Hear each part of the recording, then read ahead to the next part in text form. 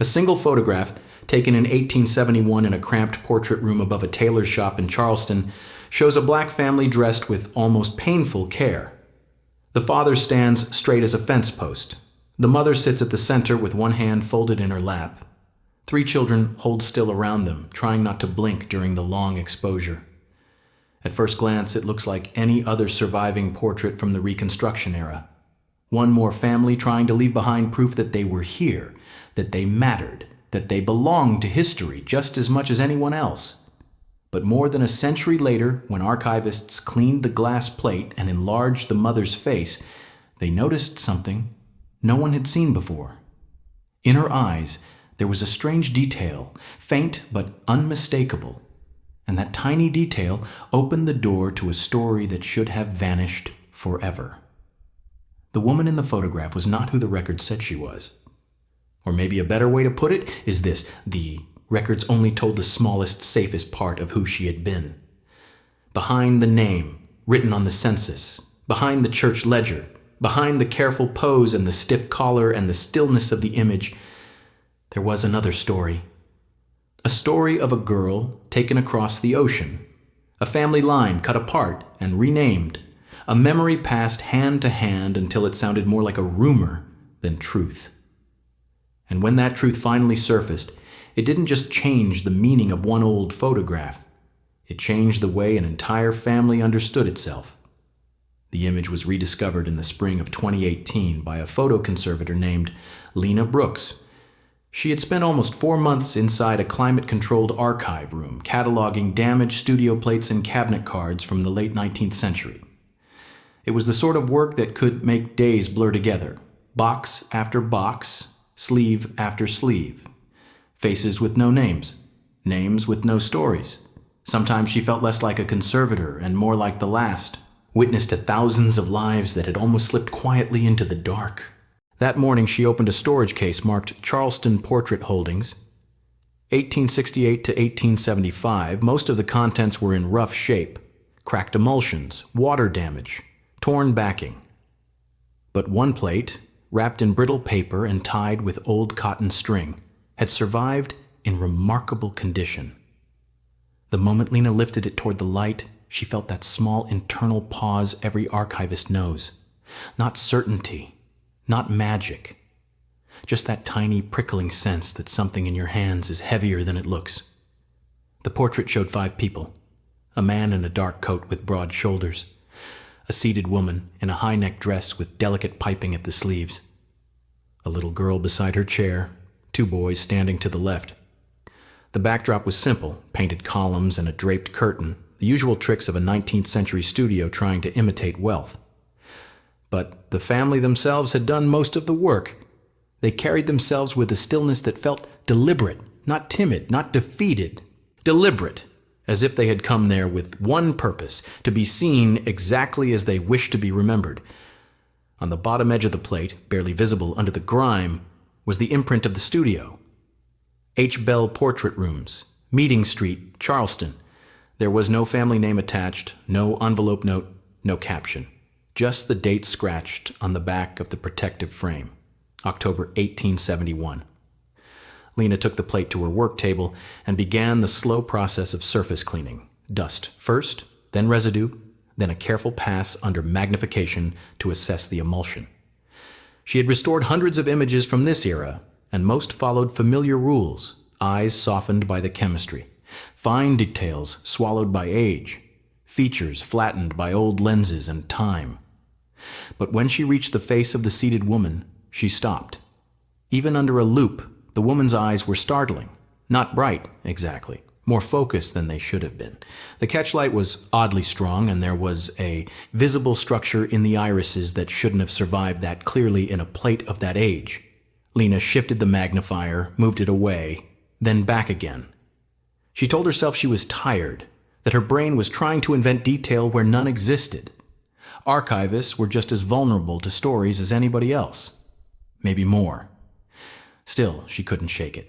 By noon, she carried the plate upstairs to the digital imaging lab, where her colleague Aaron Pike was calibrating a multispectral scanner.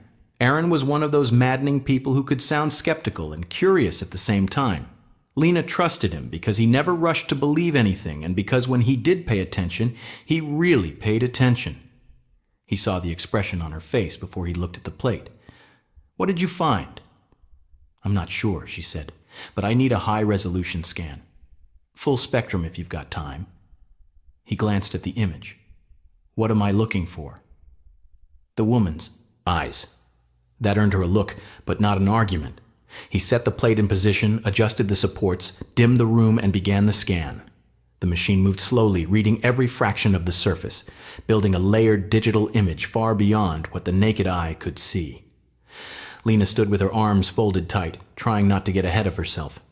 She knew better than to attach meaning too early. Meaning had a way of collapsing the second real evidence arrived. The file opened on Aaron's monitor in a wash of grayscale detail. He zoomed in on the woman's face, then closer, then isolated the left eye. The iris expanded across the screen. Fine cracks from age ran across the surface, but beneath them was a pattern of unusual depth, a ring structure and radial breaks that looked almost geometric. Aaron leaned forward. Lena didn't say anything. He opened an enhancement tool, adjusted for plate distortion, and ran a contrast extraction. The pattern sharpened just enough to make both of them go quiet. "Have you ever seen that before?" Lena asked. "No," Aaron said. "Not in a plate this old." He began comparing it against a reference archive built for facial and photographic preservation studies, not because he expected a miracle, but because that was what careful people did when something didn't fit. The software wasn't a magic machine. It couldn't tell you destiny from a pair of eyes, but it could identify rare physical patterning, anomalies, inherited traits preserved in image, especially when matched with other documented samples. 30 minutes later, he sat back and rubbed his jaw. "What? I don't know how much weight to put on this yet," he said, "but the pattern clusters against a very narrow population line in West Central Africa. If this is real, and I mean if, it's not random." Lena stared at the screen. He clicked through the comparison notes. "There's overlap with a documented hereditary line tied to old elite families in the Ndongo region." "Elite families?" Aaron hesitated. "Royal court connections? Possibly." Lena laughed once softly because it sounded ridiculous. Not impossible in history, but impossible in the way archives sometimes play with you. One old photograph. One unnamed woman in Charleston in 1871. One eye pattern. It sounded like the beginning of a bad museum rumor. But it didn't feel like a rumor. 2 days later, Lena took the plate and the scan results to Dr. Celeste Okafor, a historian and genealogist who specialized in African diaspora records. Celeste had spent 20 years piecing together family lines from scraps most people would overlook, ship manifests, estate ledgers, church rosters, freedmen's bureau papers. She understood better than anyone that truth in this kind of work almost never arrived neatly. It came torn, partial, stubborn, hidden in margins. Celeste studied the enlarged image in silence for a long time. Then she asked one question. "Do we know who she is?" "No name yet," Lena said. "Only the studio and the date." Celeste nodded once. "Then that's where we start. Not with the mystery, with the paperwork." They began with the studio. Harold Bell had operated one of the few portrait rooms in Charleston known to photograph black families during Reconstruction. He'd left behind appointment books, payment records, and occasional sitting notes, most of them now scattered across local collections. By the end of the week, Celeste had located a surviving ledger copy in a private archive at a historical society outside Columbia. The Kazem October 1871 pages were cramped and hard to read. Entries ran together, ink bled through, but on the 14th, there it was. Family sitting, 5 subjects, paid in full, name recorded as the Carter family, address listed only as Calhoun Lane, North District. No first names, no occupations, no other detail. Still, it was enough to begin. Lena traveled to Charleston the following Monday. The city was bright and polished in the tourist districts, but underneath that shine the old street lines were still there. The buried map of a harder place. At the archives, she requested directories, tax lists, church registries, and census schedules from the years surrounding 1871. By late afternoon, she found a probable match: Calhoun Lane, household of Elias Carter, Cooper. Wife listed as Ruth. 3 children: Daniel, Naomi, and Thomas. 5 subjects. The ages fit. Lena copied everything down, but it was Ruth who caught her attention. In one city record, her name appeared simply as Ruth Carter. In a church charity ledger from 2 years earlier, though, she was written differently: Ruth B. Carter, born Ruth Nalla. Nalla. It wasn't a common surname in South Carolina records from that period. Celeste noticed it too. By the next morning, she had driven down to meet Lena, and together they started pulling every mention of the name they could find. The trail was thin at first: a baptism register for Naomi Carter, a burial record for an infant son who never appeared in the portrait, a notation that Ruth assisted local women during difficult births and was known for her steadiness with herbs. That phrase stopped both of them. Not because healing knowledge was unusual, it wasn't.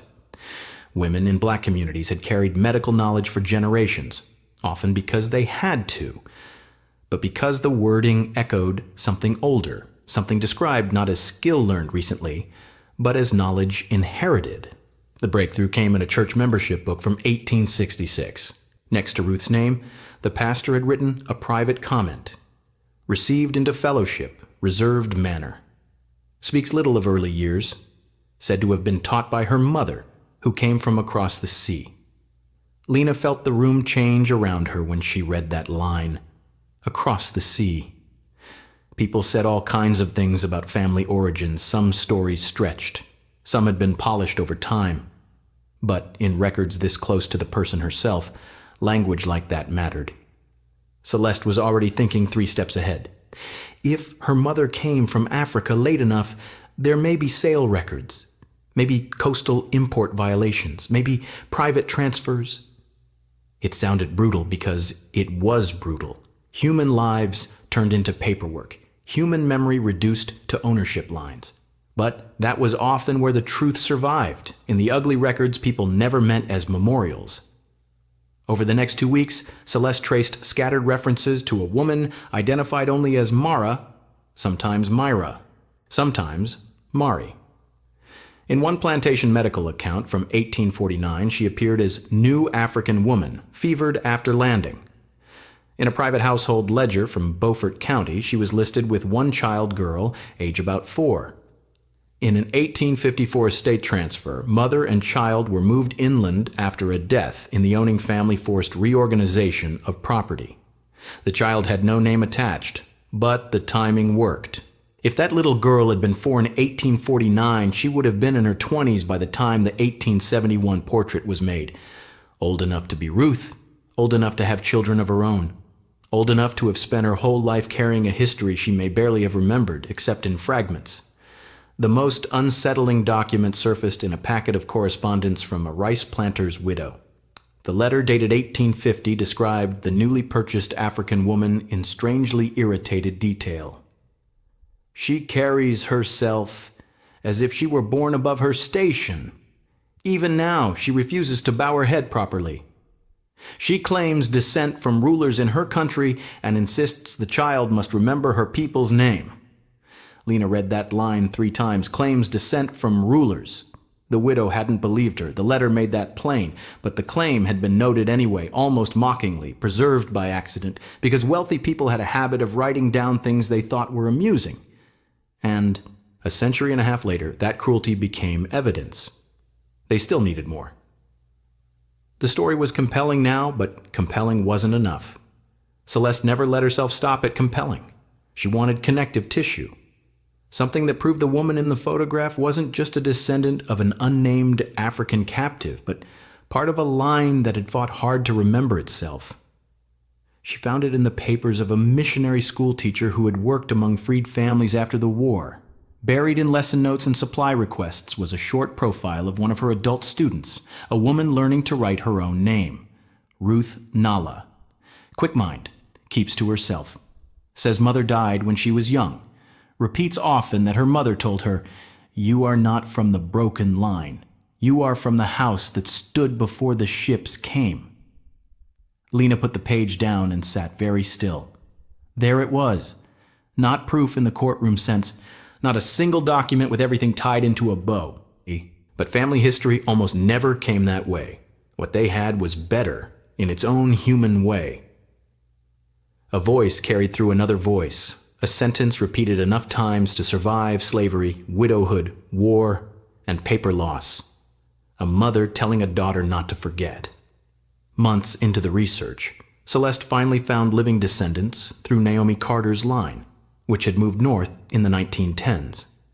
The family settled eventually in Philadelphia, then split between Pennsylvania, New Jersey, and Maryland. By winter, Lena was on the phone with a retired school principal named Evelyn Hayes, age 79, who turned out to be Ruth Carter's great-great-granddaughter. When Lena explained why she was calling, Evelyn went quiet.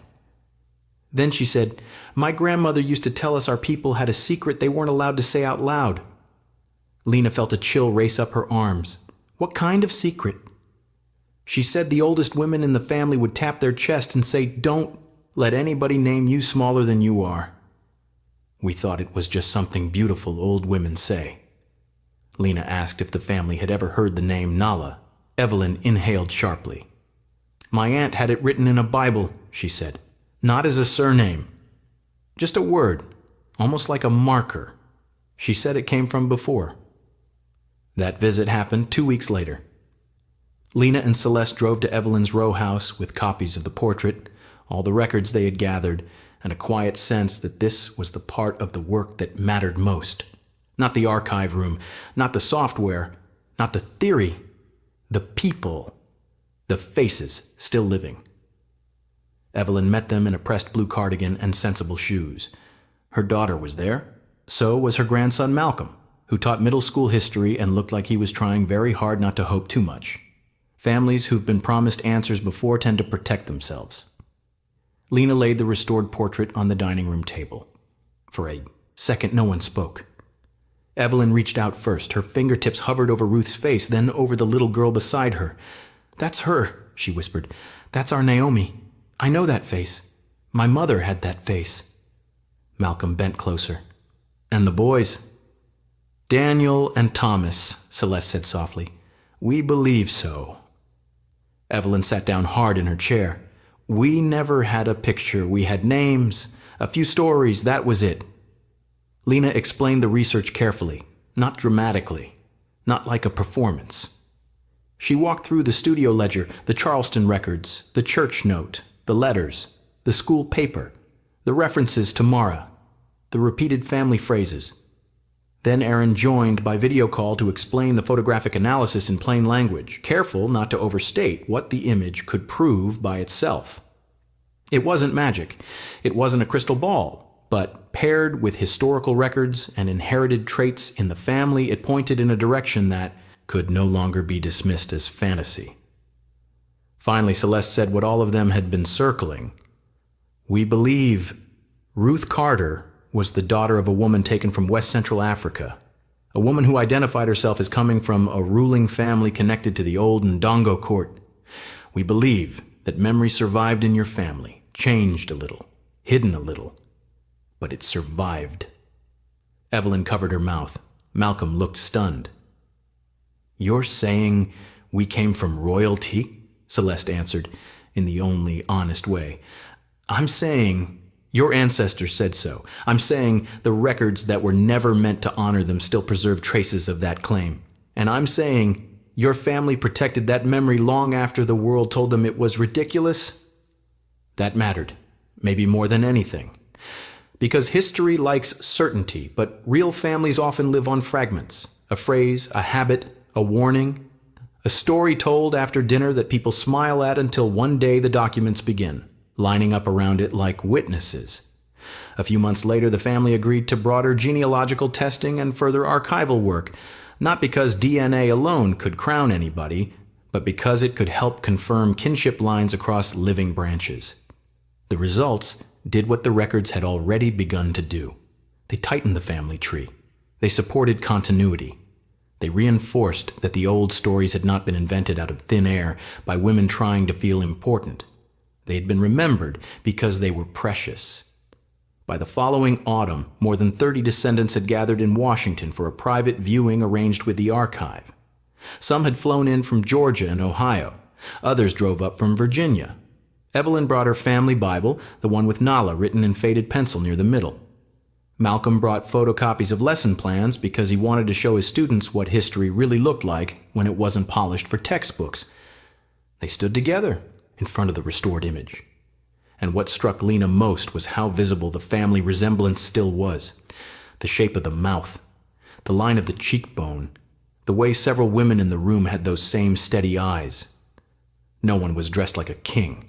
No one was sitting on a throne. There was no cinematic moment where the room suddenly turned into legend. It was better than that. It was ordinary people realizing that the ordinary story they had been handed was incomplete. Evelyn spoke last.